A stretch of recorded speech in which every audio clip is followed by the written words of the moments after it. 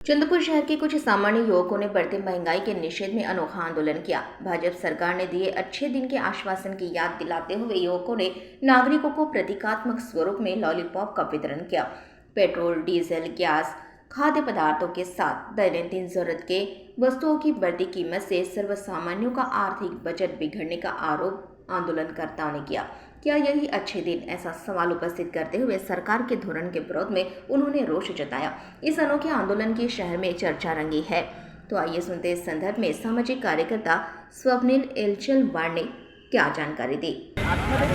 सर्वसाधारण माणूस हे सगळे जे इथे जमलेले आहेत ते आज महागाईच्या दराचा जो आज अभाव आलेला आहे, जे सिलेंडरचे दर वाढलेले आहे, पेट्रोलचे दर वाढलेले आहे, त्याच्यानंतर डिझेलचे दर वाढलेले आहे, शेतकऱ्यांना बरोबर तिथे पिकं नाही बरोबर होत आहे, त्यांच्या कर्जमाफी नाही होत आहे आणि त्याच संदर्भात आज आम्ही इथे एक गोड म्हणून जे आम्हाला लॉलीपॉप दिला होता ते चांगले दिवस येणार आहेत त्या दिवसाचा आज आम्ही इथे गोड वाटप करून लॉलीपॉपाचा वाटप करून सगळ्यांना हे सांगत आहे की खूप चांगले दिवस आलेले आहे, ज्याच्यामध्ये जनतेला त्रास होत आहे, ज्याच्यामध्ये जनतेला कोणत्याच गोष्टीचं सुख नाही मिळत आहे, ज्याच्यामध्ये दर वाढ, पेट्रोल वाढ, सिलेंडर वाढ हे सगळ्या काही गोष्टी होत आहे।